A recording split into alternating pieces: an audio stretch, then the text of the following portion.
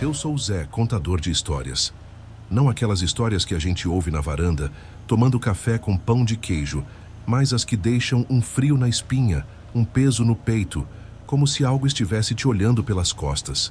Hoje, vou contar uma história que vivi no Acre, numa estrada esquecida que corta a floresta como uma cicatriz. É uma história sobre segredos, sobre o que o mato esconde e sobre o que eu nunca vou esquecer.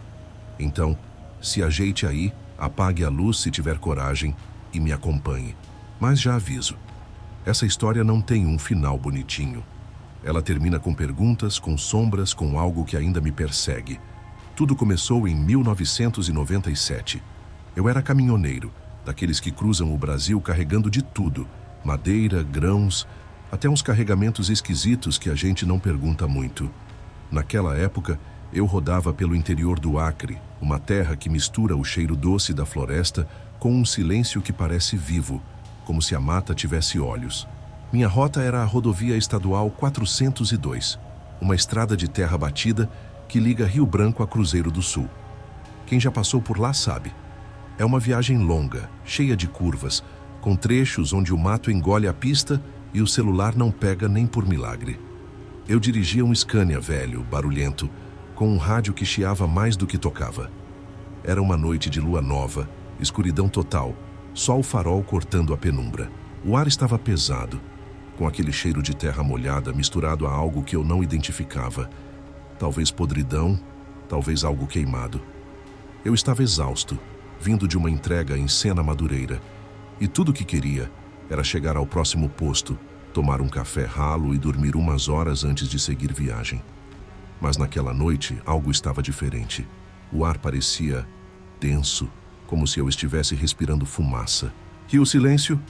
Bom, o silêncio da floresta nunca é total, mas ali ele era opressivo, como se o próprio mato estivesse prendendo a respiração. Eu já tinha ouvido histórias sobre a 402. Todo caminhoneiro tem uma, sabe? No posto do Zé Pretinho, um ponto de parada no meio do nada, os caras se juntavam para tomar pinga e contar causos. Tinha o Mané, um baiano que jurava ter visto uma mulher de branco parada no meio da estrada, cantando uma música que ele não entendia. Tinha o seu Geraldo, que falava de luzes que piscavam entre as árvores como se fossem olhos. E tinha o Zé Pretinho, dono do posto, que não contava história nenhuma, mas sempre fazia o sinal da cruz quando alguém mencionava a curva do Cruzeiro, um trecho da estrada onde dizem ninguém passa depois da meia-noite sem ver algo que não explica. Eu nunca dei muita bola para essas histórias. Sou pé no chão, criado na roça, e sempre achei que o maior perigo na estrada era pneu furado ou bandido. Mas naquela noite, enquanto o Scania roncava pela 402, comecei a sentir um aperto no peito. Não era cansaço, não era fome. Era como se algo estivesse me avisando para dar meia volta. Ignorei. Afinal, eu tinha uma entrega para fazer, e o dinheiro não espera. Foi quando vi o primeiro sinal de que algo estava errado. Lá pelo quilômetro 120, o farol do caminhão piscou. Não apagou, mas piscou, como se uma sombra tivesse passado na frente. Olhei pelo retrovisor, mas não tinha nada. Só escuridão. O rádio, que já estava ruim, começou a chiar do mais alto, soltando uma voz embolada, como se alguém estivesse falando ao longe, mas não era música, não era notícia. Era um murmúrio. Desliguei o rádio na hora, mas o som não parou. Ele vinha de fora, do mato, baixo, como um coro de vozes abafadas. Parei o caminhão no acostamento, o motor ainda ligado, e fiquei ouvindo. Nada, só o barulho dos grilos e o vento balançando as copas das árvores. Mas eu juro, por um segundo, achei que ouvi meu nome. Desci do caminhão para dar uma olhada. O ar estava quente, pegajoso, e o cheiro de podridão agora era mais forte, como se algo tivesse morrido ali por perto. Peguei a lanterna e iluminei o mato ao redor. Nada fora do comum. Só cipós, samambaias e o escuro que parecia engolir a luz. Mas então, vi algo que me fez parar. No chão, bem na beira da estrada, tinha uma cruz de madeira, meio torta, cravada na terra. Não era nova, mas também não parecia tão velha. Alguém tinha desenhado um símbolo estranho nela, uma espécie de círculo com linhas tortas, como se fosse um sol com raios quebrados. Eu não sou de acreditar em assombração, mas aquela cruz me deu um arrepio. Parecia que ela estava ali me esperando. Voltei para o caminhão tentando me convencer de que era só uma homenagem a algum acidente, coisa comum em estrada. Mas enquanto ligava o motor, lembrei de uma história que meu tio Vitor contava. Ele também era caminhoneiro, rodava pelo Acre nos anos 70. Uma vez ele me falou sobre uma seita que vivia escondida na floresta, um grupo que ninguém sabia direito quem eram ou o que faziam. Chamavam eles de os Filhos do Cruzeiro. Diziam que eles se reuniam em clareiras, sempre à noite, e que faziam rituais estranhos com cânticos que ecoavam quilômetros de distância. Meu tio jurava que, numa dessas viagens, viu um grupo de pessoas vestidas de branco, carregando velas, andando em fila no meio do mato. Ele nunca mais passou por aquele trecho depois da meia-noite. E o pior, meu tio sumiu em 1982, numa viagem pela 402. Nunca encontraram o caminhão, nem ele. Eu sacudi a cabeça, tentando afastar essas lembranças. É só coincidência, pensei. Mas quando voltei a dirigir, o rádio ligou sozinho. Dessa vez, a voz estava mais clara, mas ainda assim não dava para entender as palavras. Era como um cântico, lento, ritmado, em uma língua que eu nunca ouvi. Meu coração disparou. Desliguei o rádio de novo, mas ele voltou a ligar. Bati no painel com força e o som parou. Foi aí que vi, pelo canto do olho, algo se mexendo no mato à direita da estrada. Não era um bicho, não era uma pessoa. Era uma forma alta, magra, que parecia deslizar entre as árvores acompanhando o caminhão. Pisei no acelerador, o Scania rugindo alto. Minha mão tremia no volante e o suor escorria pela testa. Olhei pelo retrovisor, mas não vi nada. Só escuridão. O cântico voltou, agora mais alto, como se viesse de dentro do caminhão. E então, bem à frente, no meio da estrada, vi uma luz. Era fraca, amarelada, como uma fogueira pequena. Diminuí a velocidade, sem saber se era um acidente, uma barricada ou coisa pior. Quando cheguei mais perto, vi que não era uma fogueira. Era uma cruz, igual a que eu tinha visto antes, mas essa estava pegando fogo. As chamas eram baixas, mas o símbolo, aquele círculo torto, parecia brilhar, como se fosse feito de algo que não queimava. Parei o caminhão a uns 10 metros.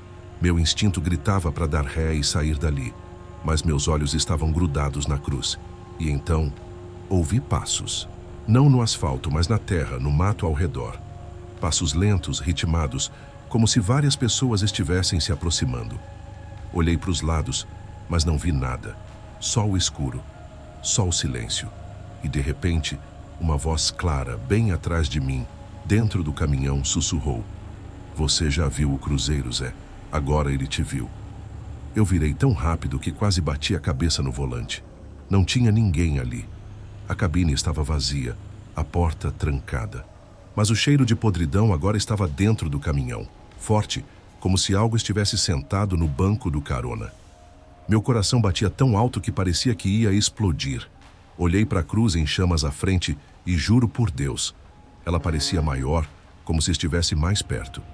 Mesmo eu não tendo movido o caminhão. Foi aí que decidi. Não ia ficar ali para descobrir o que era aquilo. Liguei o motor, engatei a marcha e pisei fundo, passando por cima da cruz em chamas. O Scania balançou, como se tivesse batido em algo sólido, mas não parei para olhar. Só queria sair dali, deixar a 402 para trás. Mas enquanto dirigia, percebi uma coisa que me fez gelar até a alma. No retrovisor, a cruz ainda estava lá, no meio da estrada, queimando como se eu não tivesse passado por ela. E o cântico, ele não parava. Estava mais alto, mais claro, e agora eu podia jurar que ouvia meu nome misturado às palavras estranhas. A floresta parecia viva, as árvores se mexendo como se tivessem mãos, e o cheiro de podridão me sufocava. Eu sabia que algo estava errado, sabia que não era só uma história de caminhoneiro, sabia que os filhos do cruzeiro, ou o que quer que fosse, tinham me encontrado. E essa foi só a primeira noite. O que veio depois? Bom, isso eu conto na próxima parte, mas já aviso, quando você vê o cruzeiro, ele também te vê, e ele não esquece. Para continuar essa história que, para ser honesto, eu preferia esquecer. Mas tem coisas que não saem da cabeça, que grudam na alma como um cheiro que não explica. Na última parte, eu contei sobre aquela noite na rodovia estadual 402, no Acre, onde vi uma cruz em chamas, ouvi vozes que não deveriam existir e senti algo me perseguindo. Pensei que, ao pisar fundo no acelerador do meu Scania, ia deixar tudo para trás. Mas quem já cruzou a floresta sabe. O mato não esquece e o que vive ali não solta tão fácil. Então, se você está pronto para mergulhar mais fundo nessa escuridão, vem comigo. Mas já aviso, o que vem agora é pior. Depois de passar por cima daquela cruz pegando fogo, dirigi como se o diabo estivesse no meu encalço. O Scania rugia, a estrada tremia sob os pneus e o cheiro de podridão ainda pairava na cabine, como se algo invisível tivesse decidido me acompanhar. O cântico, aquele som baixo, ritmado, que parecia vir de todos os lados, foi ficando mais fraco, mas nunca parou de vez. Era como se ele estivesse dentro da minha cabeça agora, misturado com o barulho do motor e o vento que entrava pela janela entreaberta. Olhava o retrovisor a cada 2 segundos, esperando ver a cruz em chamas de novo, mas só havia escuridão. A floresta parecia viva, as árvores se inclinando sobre a estrada, como se quisessem me engolir. Por volta das 2 da manhã, avistei as luzes fracas do posto do Zé Pretinho. Uma construção de madeira caindo aos pedaços, com uma placa de neon que piscava aberto. Nunca fiquei tão aliviado de ver aquele lugar. Estacionei o caminhão, as mãos ainda tremendo, e desci com a lanterna na mão, sentindo o ar úmido da noite grudar na pele. O cheiro de podridão tinha sumido, mas agora o ar tinha um toque metálico, como sangue seco. O posto estava vazio, exceto por 2 caminhões estacionados. Um Volvo vermelho coberto de lama e uma Mercedes antiga com a pintura descascada. O silêncio era quebrado só pelo zumbido do neon e pelo coachar distante de algum sapo. Entrei no posto e o Zé Pretinho estava atrás do balcão limpando um copo com um pano encardido. Ele era um cara magro, de pele queimada, com olhos que pareciam sempre enxergar além do que você dizia. Quando me viu, fez uma cara que misturava surpresa e preocupação. "Tá com cara de quem viu o capeta, Zé", ele disse, meio brincando, meio sério. Eu não respondi, só pedi um café e me sentei numa mesa de canto, tentando organizar os pensamentos. O café tinha gosto de terra, mas pelo menos era quente. Foi aí que o Mané, aquele baiano que eu mencionei antes, entrou no posto. Ele era grandalhão, com uma barba rala e um boné do Bahia que nunca tirava. Trazia uma garrafa de pinga na mão e se jogou na cadeira ao meu lado, sem cerimônia. "E aí, Zé? Tá com cara de quem passou pela curva do Cruzeiro", ele disse, rindo. Eu gelei, não tinha contado nada para ninguém, mas o jeito que ele falou parecia que sabia. Perguntei o que ele queria dizer com isso, e o Mané baixou a voz, olhando para os lados como se o próprio mato pudesse estar ouvindo. Ele contou uma história que ouviu de um caminhoneiro velho, lá pelos anos 80. Um cara chamado Chico, que rodava a 402 carregando madeira. Numa noite, o Chico parou na curva do Cruzeiro porque o caminhão enguiçou. Enquanto mexia no motor, viu luzes no mato como lanternas, mas elas se moviam rápido demais para serem pessoas. Curioso, ele seguiu as luzes, achando que podia ser alguém precisando de ajuda. O que ele encontrou foi uma clareira, com umas 20 pessoas vestidas de branco, em círculo, cantando algo que parecia mais um lamento. No centro, tinha uma cruz de madeira, igual à que eu vi, com aquele símbolo torto. O Chico disse que sentiu um peso no corpo, como se algo estivesse sugando ele para o chão. Quando tentou correr, as pessoas pararam de cantar e viraram para ele, todas ao mesmo tempo. Ele não viu os rostos, porque, segundo ele, elas não tinham rosto. Só buracos negros onde os olhos deveriam estar. O Chico conseguiu voltar para o caminhão, mas nunca mais foi o mesmo. Parou de rodar, se mudou para o interior da Bahia e, anos depois, se enforcou numa árvore. Enquanto o Mané contava, o Zé Pretinho ficou quieto atrás do balcão. Mas eu notei que ele apertava o terço que sempre carregava no bolso. Eu não sabia o que dizer. Minha cabeça girava, juntando a história do Mané com o que eu tinha vivido horas antes. Foi quando perguntei, quase sem querer: "E os filhos do Cruzeiro? Alguém sabe quem são eles?" O Mané deu uma risada nervosa e tomou um gole da pinga. Zé, ninguém sabe. Uns dizem que são uma seita que veio do sul, fugindo da polícia. Outros dizem que são mais velhos que isso, que já estavam aqui antes dos portugueses. Mas uma coisa é certa, quem vê eles não volta igual. O Zé Pretinho finalmente abriu a boca. Para de falar besteira, Mané. Isso é coisa de quem bebe demais. Mas o tom dele não convenceu ninguém. Ele se aproximou da nossa mesa com o terço na mão e disse baixo: Zé, se tu passou pela curva do cruzeiro e tá aqui, agradece. Mas não volta lá. Não essa noite. Perguntei por quê, mas ele só balançou a cabeça e voltou pro balcão. Decidi dormir no caminhão porque não tinha coragem de seguir viagem. Mas antes de sair do posto, o Mané me puxou pelo braço e falou quase sussurrando: Se tu viu a cruz, Zé, presta atenção. Eles marcam quem vê.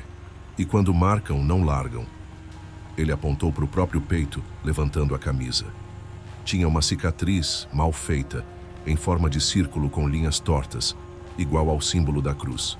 Isso apareceu depois que vi a mulher de branco. Não sei como, não sei quando. Só sei que desde então eles me acham. Saí do posto com as pernas moles. O ar lá fora estava mais frio e o coachar dos sapos tinha parado. Entrei no Scania, tranquei a porta e tentei dormir, mas o sono não veio. Em vez disso, comecei a lembrar de coisas do meu tio Vitor, coisas que eu tinha enterrado na memória. Ele não era só um caminhoneiro. Minha mãe, que nunca gostava de falar dele, uma vez deixou escapar que o Vitor se meteu com gente errada no Acre. Eu era criança, não entendia, mas ela disse que ele trouxe para casa, uma vez, um colar com um pingente estranho, um círculo com linhas tortas. Minha mãe jogou o colar no rio com raiva e brigou com ele. Depois disso, o Vitor nunca mais foi o mesmo. Ficava falando sozinho, olhando para o mato, como se esperasse alguém. Que antes de sumir, ele deixou um bilhete para minha mãe, que ela nunca me mostrou. Só sei que ela chorou por dias. Enquanto pensava nisso, algo bateu na janela do caminhão. Um som seco, como uma pedra. Levantei num pulo, com o coração na boca. Peguei a lanterna e iluminei do lado de fora. Nada. Só o escuro e os outros caminhões parados. Mas no vidro da janela tinha uma marca, como se alguém tivesse desenhado com o dedo. Um círculo torto, com linhas quebradas. O vidro estava embaçado, e o desenho parecia brilhar como se fosse feito de algo que não era só umidade. Eu não fiquei para investigar. Liguei o Scania e saí do posto, mesmo sabendo que o Zé Pretinho tinha me avisado para não rodar. A estrada parecia mais estreita agora, o mato mais próximo, como se a floresta estivesse se fechando. O rádio ligou sozinho de novo e o cântico voltou, mais alto, mais claro. Dessa vez, eu podia entender algumas palavras, mas não fazia sentido. Era como se fossem nomes, misturados com algo que não era humano. E no meio disso ouvi de novo: Zé, Zé. Dirigi por horas, sem parar, até o céu começar a clarear. O cântico parou, o cheiro de podridão sumiu, e a estrada parecia normal de novo. Mas eu sabia que não tinha escapado. No meu peito, onde a camiseta encostava na pele, comecei a sentir uma coceira. Levantei a camisa e vi com o canto do olho, no reflexo do retrovisor, uma marca vermelha começando a se formar em forma de círculo com linhas tortas. Eu cheguei em Cruzeiro do Sul, fiz a entrega, mas não voltei para 402. Não naquela viagem. Pensei que se ficasse longe, talvez aquilo me esquecesse. Mas a marca no meu peito não sumiu. E, meses depois, algo me chamou de volta. Algo que eu encontrei nos pertences da minha mãe, que morreu pouco depois daquela noite. Um bilhete escrito pelo meu tio Vitor, com uma frase que me fez gelar. Eles me escolheram, Zé, e agora escolheram você. O que aconteceu quando voltei para 402, isso eu conto na próxima parte, mas por enquanto fica o aviso. Se você passar por uma cruz na estrada, não olhe, porque quando você vê o cruzeiro, ele também te vê, e ele nunca esquece. Para fechar essa história aqui, se eu pudesse, teria deixado enterrada na floresta do Acre. Mas tem coisas que não te largam, que te perseguem como uma sombra que respira. Nas últimas partes, contei como tudo começou naquela noite na rodovia estadual 402, com a cruz em chamas, os cânticos que não explicavam e a marca que parecia me escolher. Depois, no posto do Zé Pretinho, ouvi histórias que me fizeram entender que os filhos do Cruzeiro não são só um conto de caminhoneiro. E o bilhete do meu tio Vitor, encontrado nos pertences da minha mãe, deixou claro: eles me escolheram, Zé, e agora escolheram você. Eu achei que podia fugir, que deixar a estrada para trás me salvaria. Mas a floresta não esquece. E o que aconteceu quando voltei? Bom, isso é o que vou contar agora. Se você está pronto para encarar o fim dessa estrada, vem comigo. Mas já aviso, o que vem a seguir não tem volta. Era 1998, quase um ano depois daquela noite. Eu tinha jurado nunca mais pisar na 402. Passei meses rodando por outras rotas, pelo Mato Grosso, pelo Pará, tentando esquecer a cruz, o cântico, a coceira no peito que virou uma cicatriz vermelha, igual a do Mané. Mas a marca parecia pulsar, como se tivesse vida própria, e eu sonhava com a floresta quase toda a noite. Nos sonhos, via a curva do Cruzeiro, a cruz em chamas, e uma figura alta, magra, sem rosto, que me chamava pelo nome. Acordava suando com um cheiro de podridão grudado nas narinas, mesmo estando a quilômetros do Acre. O que me fez voltar foi o bilhete do tio Vitor. Minha mãe morreu de repente, um infarto, e enquanto mexia nas coisas dela, encontrei o papel amarelado, escondido numa caixa de lata. Além da frase que já contei, tinha um desenho. O mesmo círculo torto com linhas quebradas e uma palavra escrita embaixo, tremida, como se ele tivesse medo de escrevê-la. Igapó. Eu não sabia o que significava, mas aquela palavra ficou na minha cabeça, como uma pedra que não sai do sapato.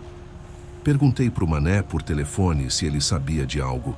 Ele ficou quieto por um tempo, depois disse: Igapó é um lugar no mato, Zé.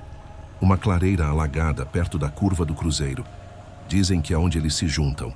Antes de desligar, ele completou: não vai lá, Zé. Quem entra no Igapó não sai. Eu não queria ir. Juro que não. Mas a cicatriz no peito queimava e os sonhos eram cada vez piores. Sentia que, se não voltasse, aquilo ia me engolir de dentro para fora. Então, em uma noite de março, peguei o Scania e voltei para o Acre. A 402 parecia a mesma, mas pior. O mato estava mais fechado, as árvores mais tortas, como se a floresta tivesse crescido com raiva. O ar tinha aquele cheiro de terra molhada e podridão, misturado com algo doce, enjoativo, como flores apodrecendo. O rádio do caminhão nem ligava mais, mas eu ouvia um zumbido baixo, constante, como se o próprio ar estivesse vibrando. Parei no posto do Zé Pretinho antes de chegar na curva do Cruzeiro. O lugar estava mais vazio que nunca, só o Zé Pretinho atrás do balcão, com olheiras fundas, como se não dormisse há semanas. Quando me viu, ele balançou a cabeça, como quem diz: eu te avisei. Perguntei se ele sabia do Igapó. Ele fez o sinal da cruz apertando o terço e disse baixo: Zé, aquele lugar não é pra gente, é deles. Se tu tá marcado, talvez não tenha escolha. Mas se for, leva isso. Ele me deu um crucifixo de madeira, pequeno com um cordão de couro. Não é muito, mas pode ajudar. Perguntei quem eram eles, mas ele só olhou para o mato lá fora e ficou quieto. Saí do posto com o crucifixo no pescoço e um peso no peito. Dirigi até a curva do Cruzeiro, o coração batendo tão forte que parecia que ia rasgar a pele. A estrada estava deserta, a lua cheia iluminando o mato com um brilho prateado, quase doentio. Quando cheguei no trecho onde vi a cruz pela primeira vez, parei o caminhão. O silêncio era absoluto, nem grilo nem vento, só o zumbido, agora mais forte, como um enxame de abelhas dentro da minha cabeça. Desci com a lanterna e uma faca que sempre levava no cinto. O cheiro de podridão era insuportável, e o ar parecia denso, como se eu estivesse andando debaixo d'água. Foi então que vi as luzes, pequenas, amareladas, como velas, piscando no mato a uns 100 metros da estrada. Meu instinto gritava para voltar, mas a cicatriz no peito queimava tanto que parecia que ia abrir minha pele. Segui as luzes, entrando no mato, os galhos arranhando meu rosto, o chão mole sugando minhas botas. O zumbido virou um cântico, o mesmo que ouvi antes, mas agora claro, como se dezenas de vozes cantassem em uníssono. As palavras eram estranhas, mas algumas soavam como nomes. Vitor, Zé. Cheguei a uma clareira alagada, o Igapó. A água preta refletia a lua e o cheiro de podridão misturado com aquele doce enjoativo me fez engasgar. No centro da clareira tinha uma cruz de madeira enorme, cravada na terra, com o símbolo torto brilhando como se fosse feito de brasas. Ao redor, umas 30 pessoas vestidas de branco, de pé, em círculo cantando. Não dava para ver os rostos porque eles usavam capuzes, mas os movimentos eram estranhos, mecânicos, como se não fossem humanos. E no meio do círculo havia algo. Uma forma alta, magra, sem rosto, como nos meus sonhos. Ela parecia feita de sombra, mas pulsava, como se respirasse. E mesmo sem olhos, eu sabia que estava olhando para mim. Meu corpo congelou. A faca caiu da minha mão, e o crucifixo no meu pescoço ficou quente, quase queimando. O cântico parou, e as figuras de branco viraram para mim, todas ao mesmo tempo. Os capuzes caíram, e eu vi nada.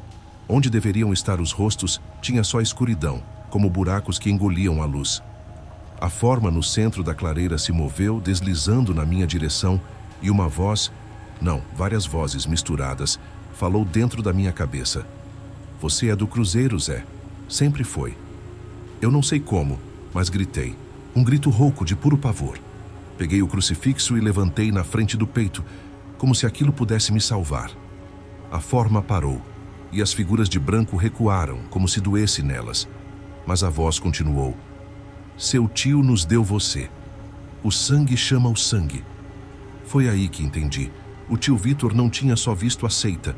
Ele fez parte dela. Ele me entregou de alguma forma antes mesmo de eu nascer. Corri como nunca, tropeçando no mato. A água do Igapó encharcando minhas botas, os galhos rasgando minha pele. O cântico voltou, mais alto, e eu sentia a forma atrás de mim, não correndo, mas deslizando, como se o chão não existisse para ela. Cheguei no caminhão, joguei a porta e pisei no acelerador antes mesmo de ligar o motor. O Scania rugiu, e eu saí cantando pneu, a estrada tremendo. No retrovisor vi as luzes da clareira sumindo, mas a forma ainda estava lá, parada no meio da estrada, me olhando. Dirigi até o amanhecer, sem parar, até chegar em Rio Branco. A cicatriz no peito não queimava mais, mas estava maior, mais funda, como se tivesse se enraizado.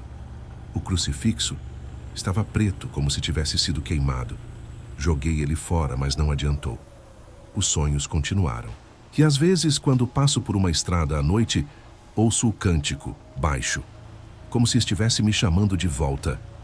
Eu nunca mais voltei para 402. Parei de rodar, me mudei para uma cidadezinha no interior de São Paulo, tentando viver uma vida normal. Mas a marca no peito não some. E de vez em quando recebo cartas. Sem remetente, sem endereço, só um desenho. O círculo torto com linhas quebradas e uma palavra. Igapó. Não sei o que os filhos do Cruzeiro querem de mim. Não sei se são humanos, demônios ou algo pior. Só sei que meu tio Vitor me entregou para eles e que a floresta nunca esquece. Se você passar pela curva do Cruzeiro, não pare. Não olhe para as luzes no mato, porque quando você vê o Cruzeiro, ele também te vê. E mesmo que você escape, ele vai te encontrar. Talvez não hoje, talvez não amanhã.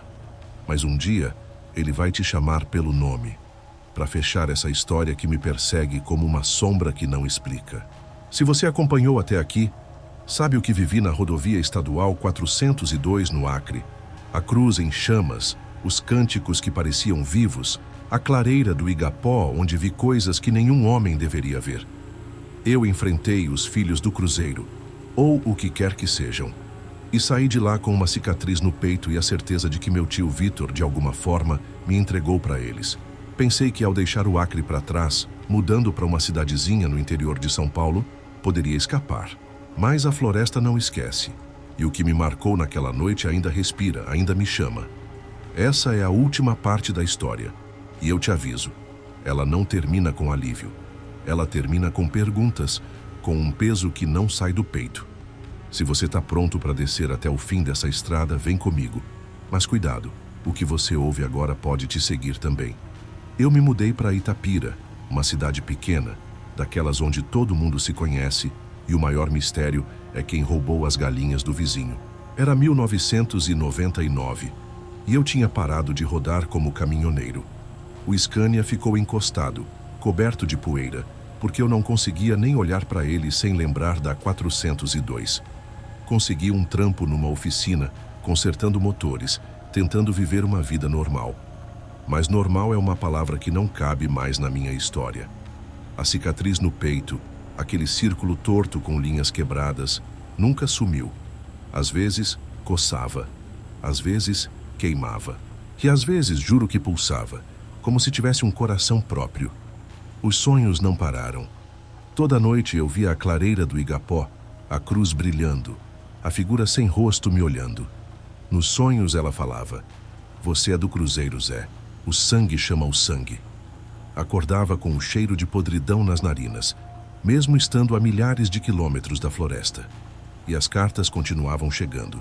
Sem remetente, sem carimbo, só o desenho do símbolo e a palavra Igapó. Eu queimava todas, mas elas sempre voltavam, aparecendo na minha caixa de correio, na porta da oficina, até dentro do meu armário. Era como se o próprio mato estivesse me escrevendo. Tentei falar com o Mané, o caminhoneiro baiano que me contou sobre a curva do Cruzeiro. Liguei para o número que ele tinha me dado, mas a voz do outro lado disse que ele não morava mais lá. Depois, soube por outro caminhoneiro que o Mané tinha sumido, assim como meu tio Vitor. O caminhão dele foi encontrado abandonado numa estrada no interior da Bahia, com a mesma marca torta desenhada no capô. Ninguém viu o Mané desde então. Tentei o Zé Pretinho também, mas o posto dele tinha fechado. Diziam que ele se mudou para o norte, para fugir de algo que não explicava. O terço que ele me deu, aquele crucifixo que ficou preto depois do Igapó, eu joguei no rio. Mas às vezes sentia ele quente no peito, mesmo não estando lá. O pior veio numa noite de setembro. Eu estava na oficina, sozinho, fechando o caixa. O ar estava quente, com aquele cheiro de óleo queimado e graxa que eu já conhecia bem. Mas de repente veio outro cheiro. Podridão, doce, como flores apodrecidas, igual ao do Igapó. O rádio da oficina, que estava desligado, começou a chiar, soltando um cântico baixo, o mesmo que ouvi na floresta. Meu coração disparou. Apaguei as luzes, tranquei a porta e peguei uma chave de roda, como se aquilo pudesse me proteger. O cântico ficou mais alto, e agora eu ouvia meu nome, claro, como se alguém sussurrasse no meu ouvido. Zé, Zé. Olhei pela janela, e lá, no meio da rua, sob a luz fraca do poste, vi uma cruz. Não era grande, não estava em chamas, mas era idêntica à do Acre. Madeira torta com o símbolo brilhando como se fosse feito de brasas. Ao redor, sombras se moviam. Não como pessoas, mas como formas que deslizavam, altas, magras, sem contorno claro. O ar ficou pesado, como se eu estivesse respirando fumaça, e o cheiro de podridão me sufocava. A cicatriz no peito queimava tanto que rasguei a camisa e vi, no reflexo do vidro, que ela estava diferente. Maior, mais funda, com linhas que pareciam se mexer, como veias pulsando. Corri para dentro da oficina, barricando a porta com uma mesa. O cântico agora vinha de todos os lados, como se a própria cidade tivesse virado o Igapó. Peguei o telefone, mas a linha estava muda, só um chiado que parecia uma voz falando algo que eu não entendia. Foi quando ouvi batidas na porta, lentas, ritmadas, como passos. Zé, Zé. A voz não era humana, era um coro, grave, que vibrava nos ossos. Olhei pelo olho mágico e vi nada. Só escuridão, como se a luz do poste tivesse sido engolida. Mas a cruz ainda estava lá, no meio da rua, e as sombras ao redor dela pareciam mais próximas.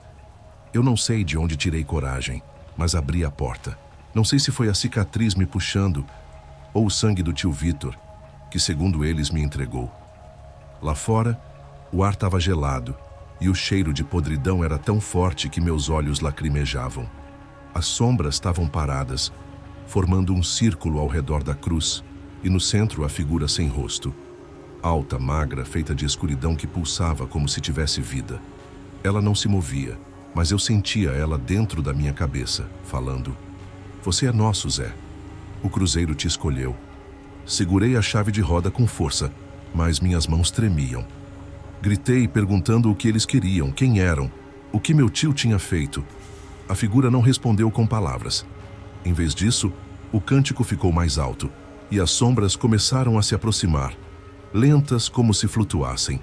A cicatriz no peito parecia rasgar minha pele e eu senti algo quente escorrer, sangue misturado com um líquido preto, viscoso, que cheirava à morte. Caí de joelhos sem ar e a figura sem rosto se inclinou sobre mim. Não tinha olhos, mas eu sabia que estava me olhando. E por um segundo, vi flashes na minha cabeça. Meu tio Vitor, jovem, na clareira do Igapó, de branco, com o símbolo pintado no peito. Ele estava cantando com outras figuras sem rosto e segurava um colar com o mesmo símbolo torto. Depois, vi ele escrevendo o bilhete, com lágrimas nos olhos, murmurando: "Me perdoa, Zé." Eu não sei como, mas consegui me arrastar de volta para a oficina. Fechei a porta, joguei tudo o que podia para bloquear a entrada. Caixas, ferramentas, até o caixa da loja. O cântico parou, e o silêncio era pior, porque parecia que eles estavam esperando. Passei a noite encolhido no canto, com a chave de roda na mão, ouvindo passos do lado de fora. Quando o sol nasceu, a cruz na rua tinha sumido, as sombras tinham ido embora, e o cheiro de podridão deu lugar ao de graxa.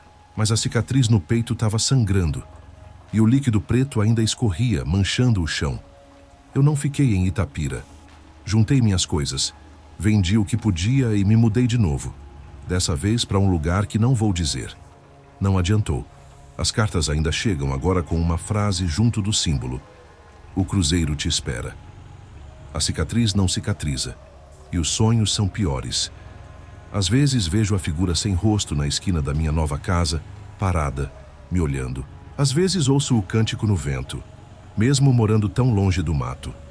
E pior de tudo, comecei a sentir ele dentro de mim. Como se a marca no peito não fosse só uma cicatriz, mas uma porta. Algo que está esperando para sair. Eu não sei o que os filhos do cruzeiro são. Não sei se são gente, demônios ou algo que a floresta criou antes do tempo dos homens. Só sei que meu tio Vitor me entregou para eles e que o sangue dele, que é o meu sangue, me prende a algo que não explica. Talvez eu nunca escape. Talvez um dia eu volte para o Igapó não por escolha, mas porque algo dentro de mim vai me levar. Se você passar por uma estrada deserta, no Acre ou em qualquer lugar e vir uma cruz de madeira com um símbolo torto, não pare, não olhe. Porque quando você vê o cruzeiro, ele também te vê. E ele não esquece. Eu não sei quanto tempo me resta, mas enquanto escrevo isso, ouço o cântico de novo, baixo, como se viesse de dentro de mim. E no reflexo da janela, vejo ele, sem rosto, parado, me chamando. Talvez quando você ouvir essa história, eu já tenha ido para o Igapó. Ou talvez eu ainda esteja aqui, lutando para não responder ao chamado. Mas, se você ouvir seu nome sussurrado no escuro, não olhe para trás. Porque pode não ser só o vento.